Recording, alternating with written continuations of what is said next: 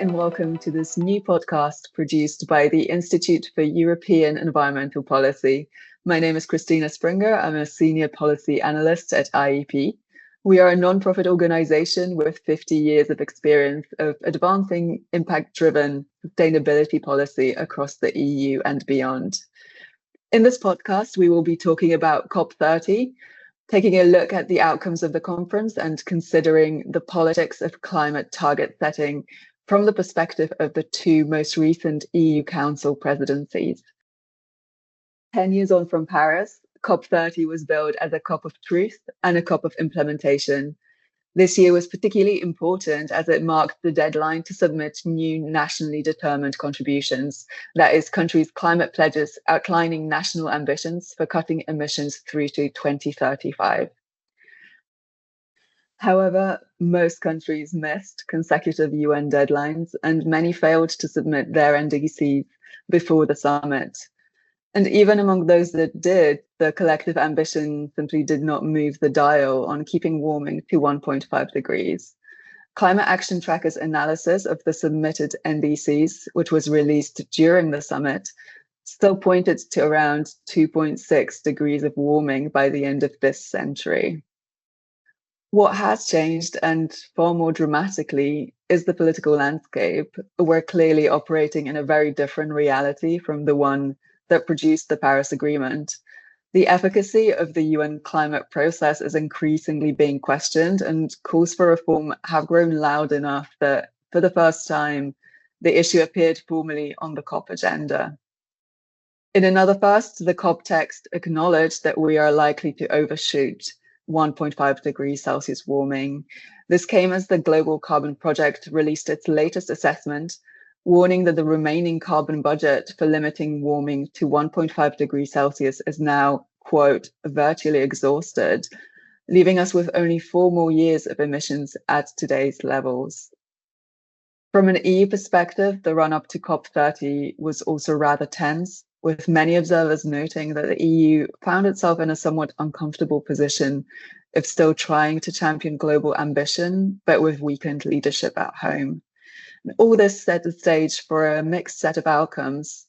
A proposed roadmap for tracking national progress in transitioning away from fossil fuels did not make it into the final text, and nor did a roadmap for halting deforestation. The agreement did, however, reaffirm the aim of keeping the 1.5 degree limit within reach, and delivered some concrete steps, including a new mechanism to support a global just transition and a commitment to triple adaptation finance by 2035. To cover this and more, I'm joined by Mattias Clausen from the green think tank CONCITO, headquartered in Copenhagen, as well as Zofia Wetmańska from the Polish independent think tank, the Reform Institute, and IEP's very own executive director, Antoine Oger. Mattias Clausen is CONCITO's director of EU division. At CONCITO, Jens is responsible for COP negotiations, and he is a former chief strategic advisor to climate minister and now EU Commissioner Dan Jurgensen. And he is also a former head of delegation at COPs for Greenpeace International. Zofia Wetmańska is the co-founder and vice president of Reform Institute, where she leads development of the Institute's strategy, as well as partner outreach and stakeholder engagement.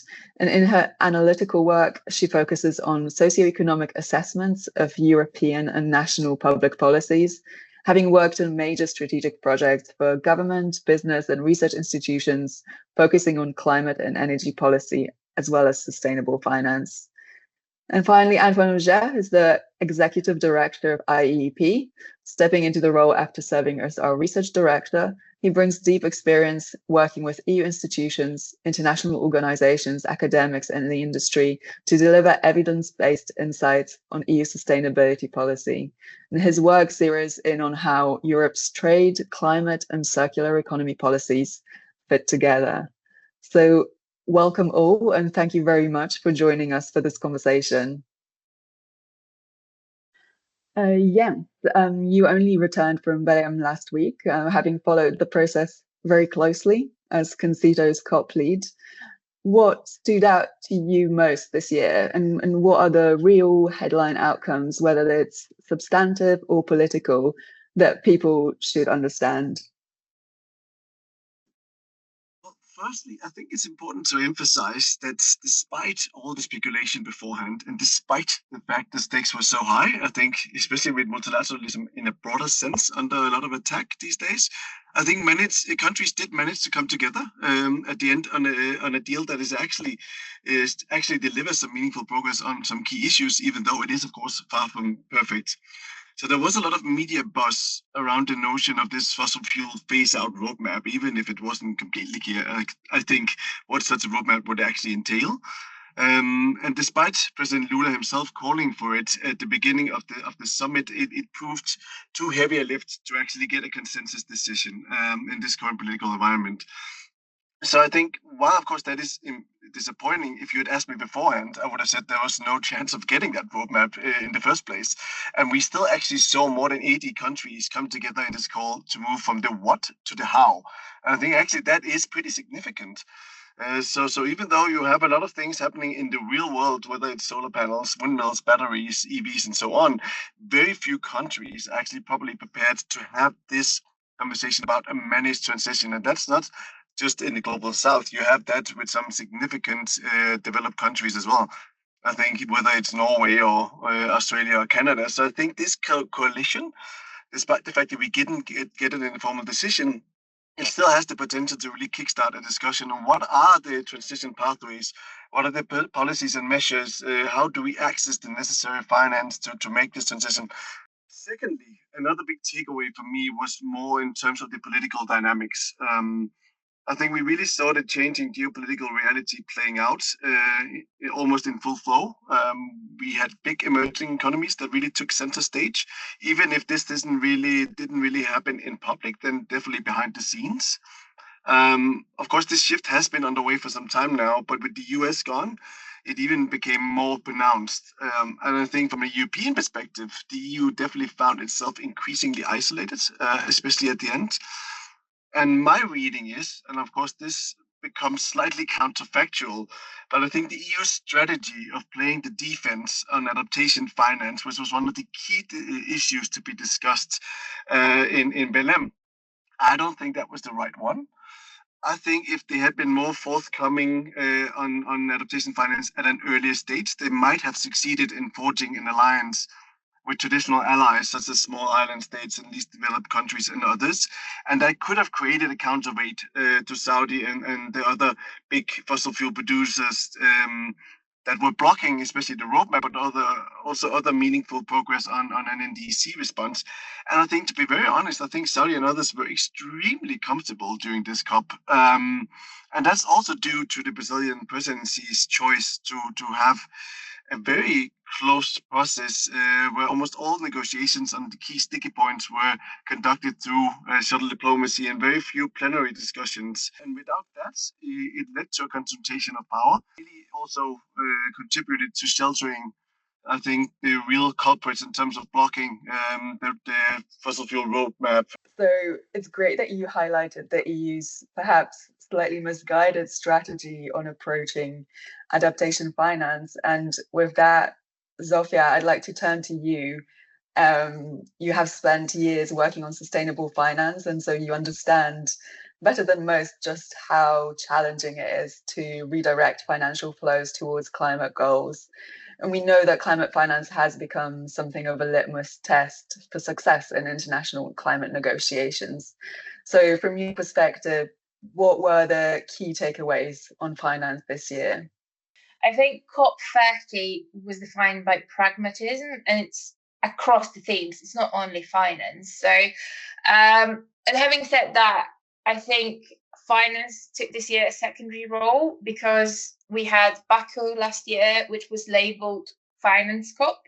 So with all of the goals or major goals being agreed at COP29 in Baku, countries focused more on implementation and challenges around making the targets a reality, rather than discuss reopening or raising the ambition, which by developing countries was viewed as insufficient and created a core political tension to some extent, whether to open what has been agreed last year and increase the ambition, or whether to acknowledge the fiscal constraints that were quoted by developed countries. So that has been an ongoing discussion.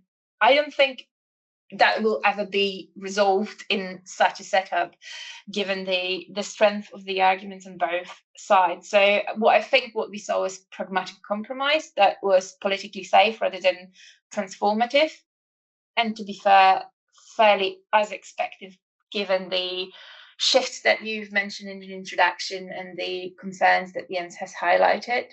I think what is worth highlighting is that the one big task that COP did deliver was the updating adaptation finance target, given that the Glasgow Pledge is expiring this year, and the countries have agreed to triple adaptation finance by 2035. Yet again, seen as the level of ambition seen as insufficient by developing countries, as they called for the 2030 timeline. And the lack of precision of the language in the final wording is also concerning. So again, we see those discussions as a compromise that is shaped by fiscal pressures and very pragmatic approach of developed countries rather than the ambition or the realities that a lot of countries are facing. But I think on the positive end, what is worth highlighting and probably answering to the pragmatism that is raised by many countries is the Baku to Belém roadmap that lays out very concrete actions for the governments and the private sector on how to actually deliver the financial goals. It has been in discussion for a long time. We've seen a great share of discussions on the level of ambition, but very little has been done at the system level to actually make those numbers a reality. So discussion on scaling public-private finance and how to mobilize greater participation of private institutions in financing the climate action, accelerating MDB reform that has been called for many years now, and so on. So very practical instruments that are much needed in current realities. To finish off, I think we saw a bit of a opening for a long-term debate on the delivery and accountability, so the Article 9 discussion, but at the same time, there are some missed opportunities around the public finance and the obligations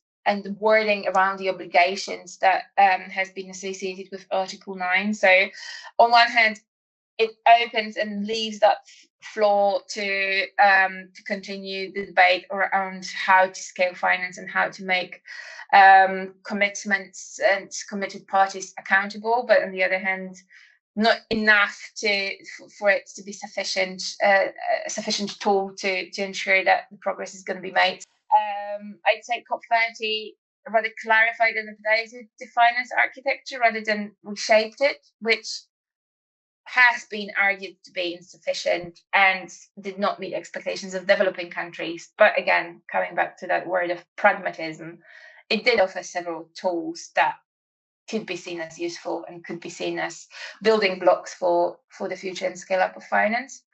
Antoine, I'd like to move on to another area where perhaps we have also seen an opening of the debate without clear solutions.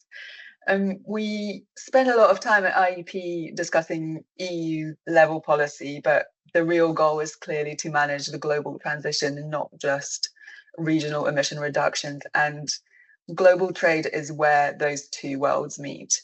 So in recent years, countries have increasingly relied on cross-border decarbonization measures, and that hasn't happened without generating trade tensions. So from your perspective, what were the main takeaways on trade this year, and what will be the likely impact of COP30 outcomes on the EU trade policy agenda?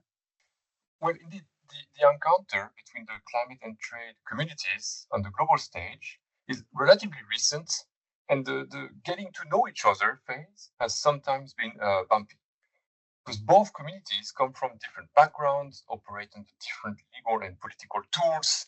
They have gotten to interact since the last decade, but they've also, of course, been deployed since the early 90s with the different tools. So that's a lot of a path dependency on both sides, which makes this sort of a merger that we're seeing now a bit sometimes challenging. But at the end of the day, the intersection between both worlds has increasingly become a key feature of the COP process and, of course, of its negotiations. This is where it gets tricky, because the EU has led the charge on deploying trade-related instruments to address climate and environmental issues. The most prominent of these measures are, of course, the Carbon Border Adjustment Mechanism, or CBAM, or the EU Deforestation Regulation, the EUDR. These measures are inherently designed to eventually limit the most detrimental impact of some of the EU trade relations. They have been, of course, created within the remit of international trade rules, but according to a lot of our partners, of course, these measures are stretching the limit, the interpretation of what trade rules can actually allow. Eventually, these trade frictions have angered our partner, and this has shown into the COP negotiation process, and in particular at COP30. Yet, we must keep in mind that this may very well be more of a negotiating position rather than an actual financial or trade-related issue. A lot of countries have admitted that they have used this argument of the CBAM and EUDR frictions to actually foster their strategic objective within the negotiations, not necessarily as a problem in itself. The main challenge here is that eventually this dynamic emphasized the sense of isolation of the EU as an ambitious voice within the COP negotiation process that Jens was referring to. This is unlikely to go away because the EU is about to deploy these measures formally in the next few years. We also see several other main trade partners deploying similar measures, such as carbon border mechanisms. So eventually, the conversation will move away from what is there and the frustrations around the trade frictions that are induced, and more about the interoperability of these instruments. And so eventually, it can become a force of opportunity for the COP process rather than a hindrance. So these measures, Antoine, you mentioned, including the carbon adjustment mechanism and the deforestation regulation, stem originally from a higher level of ambition being adopted domestically and the need to manage, for example, potential leakage effects. So if we talk about our domestic targets, we started the year with somewhat hopeful reporting that Poland, while holding the rotating presidency of the Council, might encourage the EU to embrace a 90% net reduction target. But in practice, the Polish presidency oversaw delays in agreeing on the 2035 target, and no 2040 target proposal emerged until after the presidency ended. And most recently, Poland also voted against the 2040 target in the Council. So, Zofia, what does this tell us about the political dynamics and the challenges that we should expect in the next phase? The hopes were really high, and that's what happens with hopes, right? But in pragmatic terms, as the word is becoming a buzzword, what we've seen is domestic politics ultimately dictating Poland's EU-level behaviour. So even though we saw early signals about the 90% reduction target, realities of governing energy prices, industrial pressure, competitiveness narratives that became very timely pushed the government into a more defensive posture, and that translated into a presidency that acted more like a crisis manager or a stabilization first mindset rather than climate agenda setter. So Polish presidency focused on maintaining business as usual, avoiding any flare-ups, maintaining the internal cohesion, rather than acting on frontier topics. And so what we saw was parking politically sensitive files like the targets and no leadership on them, which was definitely a missed opportunity. But also, if you look at the domestic scale discussions, that part of the debate is absent or very contentious. So clearly what happened domestically or the lack of preparation at the domestic level translated into very high level hesitance. What does it say around what can we expect? I'd say the signals the next phase is we're going to see the shift towards much more transactional sector by sector negotiations. The changes that we're going to be saying are going to be more incremental, which is to some extent understandable given that we are no longer discussing low-hanging fruits, but rather very difficult technical aspects of the transition. So to some extent, this is expected, but at the same time, sort of particular interest approach is a lost opportunity to see the 2040 target as an opportunity to overcome very narrow mindsets and sectoral interest and see the long-term game and investment signals. That particular sector level thinking is going to be consistently present with us for a long time, I think. We already are saying that everything is screened through the competitiveness narrative, through energy security, especially in the Central and Eastern Europe perspective, and pressure from social groups. That is making it that much more difficult for the transition to move forward, given the election cycles. So I'd say we're going to see that shift that will lead us to lose a strategic opportunity, but I don't think it's avoidable at this point, given all of the changes in geopolitics that we already touched on. What I also wanted to mention, and I think that is a good thing to finish with, is that while that climate fatigue is visible and it's present not only in Poland, but we see that across a number of member states, that's very symptomatic, and that's very sort of telling of where we stand at the individual nations level. But at the same time, and it's very similar narrative to what Jens was saying about COP. It is a very big win that the EU community managed to save the 90% reduction target and agree on that with some big or small leeways associated with that. In the end, it was confirmation of the intended direction of travel, despite all of that fatigue and despite all of the individual member states being more hesitant to act on climate. So I think that is a source of optimism, even though the headlines were pessimistic. I think that just the fact that 90% target is maintained is a big victory for that, again, multilateralism at the EU level. Right. So it is really unsurprising that the negotiations have been tricky, to say the least, in the context that Zofia, you sketched out. But the Danish presidency seems to have been able to carry the process over the line, at least through this initial phase. So Jens, what can we learn from that experience about the openings or opportunities that made progress possible, and what lessons can the EU draw as it prepares to craft the post-2030 policy framework that's needed to actually reach the 90% net emission reduction? Firstly, let me just say I completely agree with Zofia's take also, that this is actually a pretty impressive feat considering the very difficult political conditions that we saw playing out. And I really wanted to note the fact that we actually saw the deal being supported by countries representing more than 80% of the youth population. We only had 4 countries voting against. If you had asked me beforehand if that was possible, I would have said no. You know, also the scenario that the Danish EU presidency was working with was a very narrow majority. And the fact that we got this much more robust support, and yes, of course, there was a price to pay as well, some hard pills to swallow, but that also means that we have a much broader ownership now.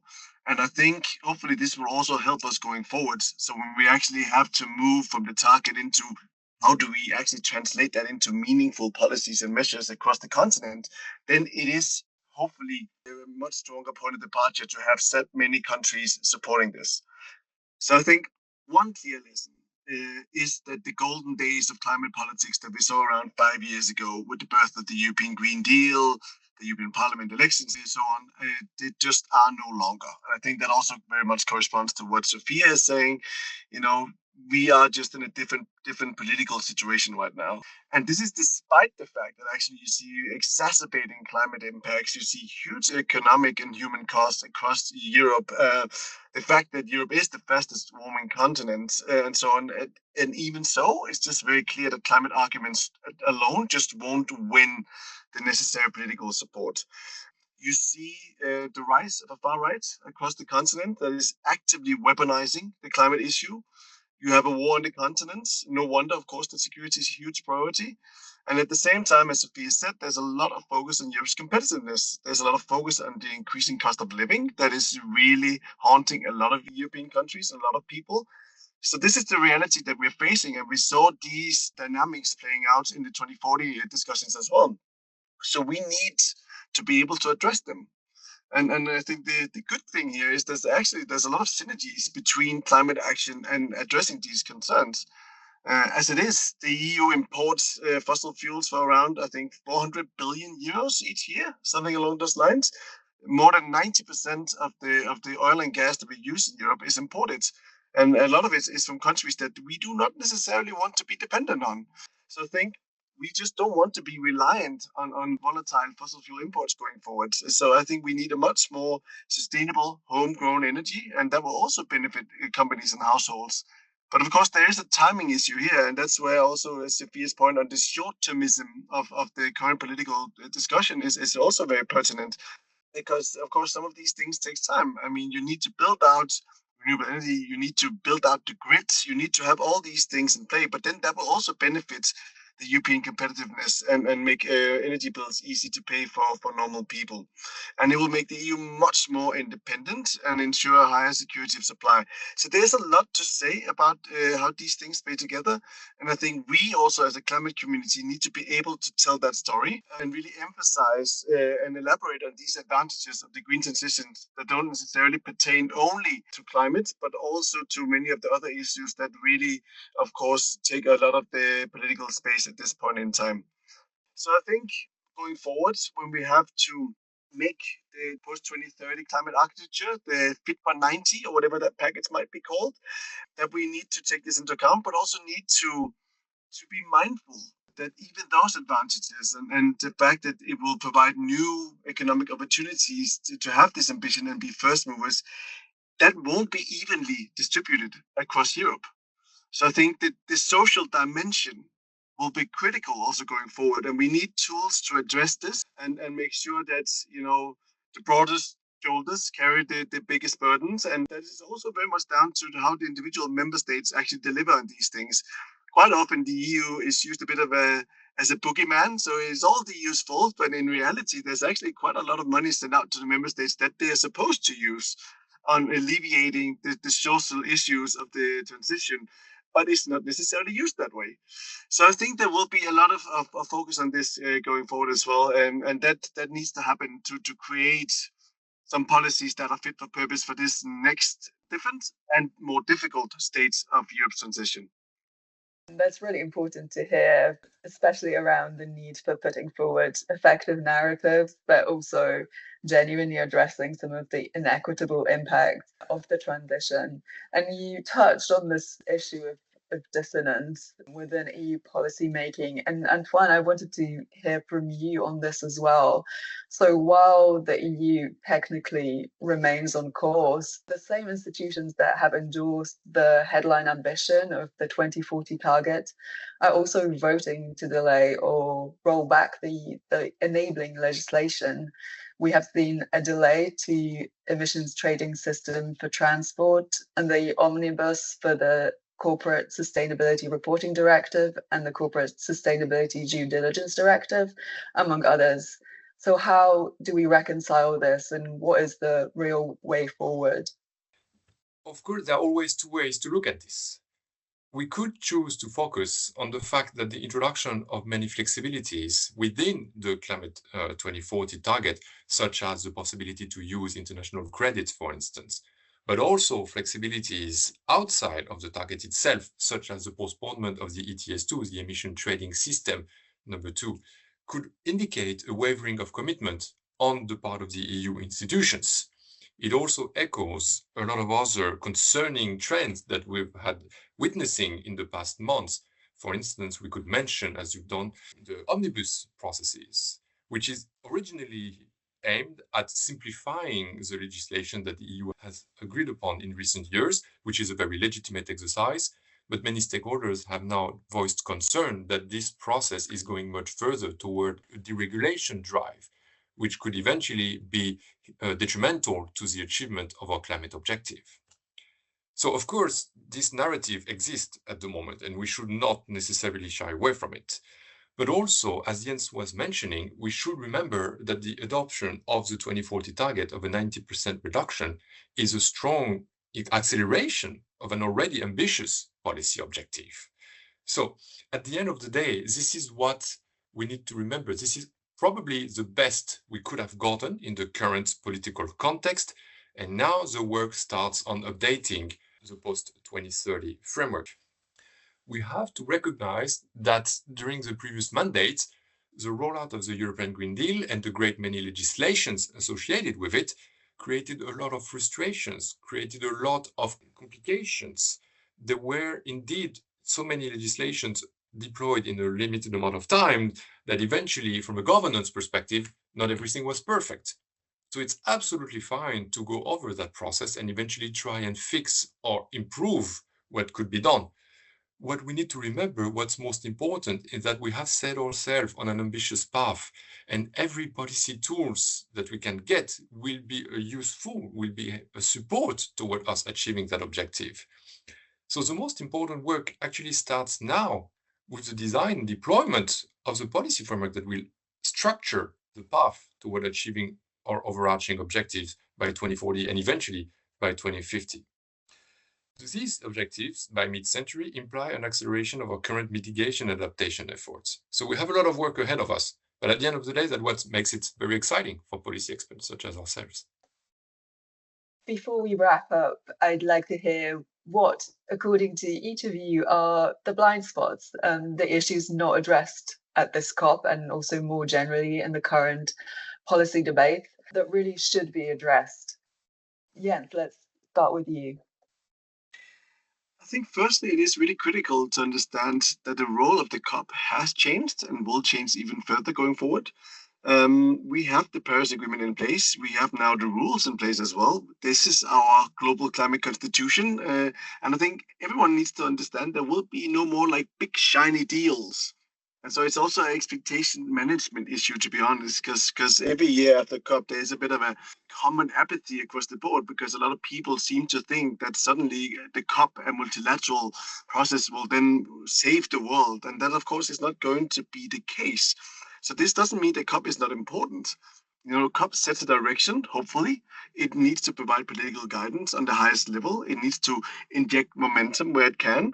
But at least on a lot of the mitigation parts of it, it's just not necessarily the place we need to have this discussion, or even where we would want to have this discussion because of the, sometimes relatively toxic political dynamics. So I think, to me, it is abundantly clear that multilateralism, while still important for many reasons, also because this is the only place where poor and vulnerable countries can push their priorities and they have a seat at the table. But this must also be complemented by a strengthened and strategic focus on plurilateralism, coalitions of the able and of the willing that can actually move the needle in very concrete terms of implementation. So, focusing on the opportunities and the partnerships in the real economy and to create these linkages also that Antoine was talking about, across issues with trade and with other of these big discussions that take place right now, and see how they can also support the global green transition and not undermine it, as sometimes that seems to be the case. So, Zofia, Jens mentioned the inherent limitation of multilateralism and how that plays out in practice. I wonder what your views on this are. I think I want to build on two things there that were said both by Antoine and Jens on the tools. So we are seeing more tools being available, but at the same time, the governments are not held responsible. We are diverting the responsibility to the EU, to the COP, to the very high level bodies that do not have the mandate, essentially, to tell the governments how to use them effectively and how to implement them in the national context. And I think that is a very key aspect of what's going on in the EU, where we need to understand that the tools are provided at the highest level and the overarching level of the architecture, but it's up to national governments to provide the structure needed for the companies, for the private sector, to be able to actually translate it into the competitiveness. So I think that is very important, both at the EU level and at the very global level of what COP can provide. But at the same time, that is very much linked to what I think is happening. So it's not necessarily a very much blind spot, but I think it's something we need to see more of at COPs, is the shift towards discussing structural barriers. I think this year was one of the first ones, I think, where we started very pragmatic discussions on CBAM, on global trade architecture, on macroeconomic consequences, on the critical mineral supply chains, on very pragmatic challenges and the barriers to actually make change happen.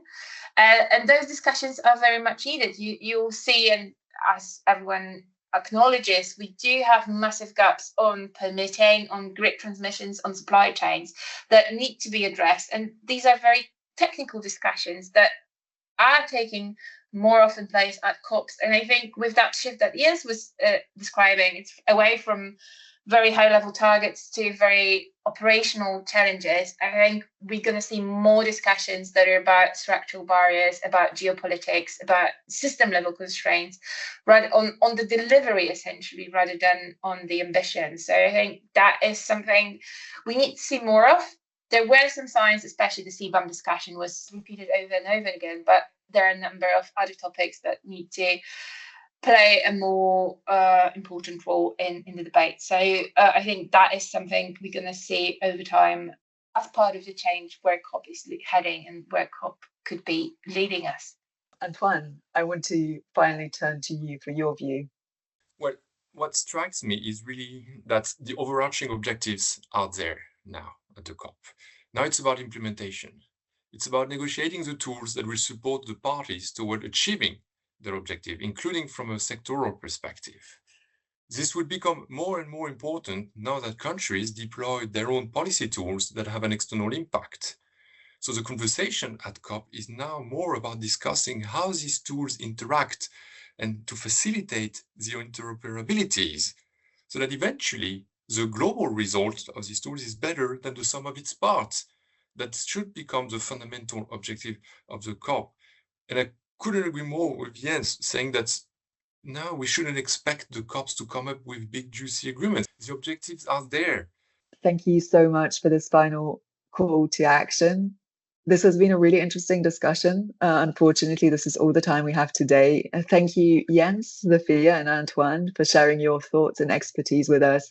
I've been Krystyna Springer from IEEP, and if you want to learn more about EU policies linked to climate targets or to discover some of the work we do here at IEEP, please check our website at ieep.eu.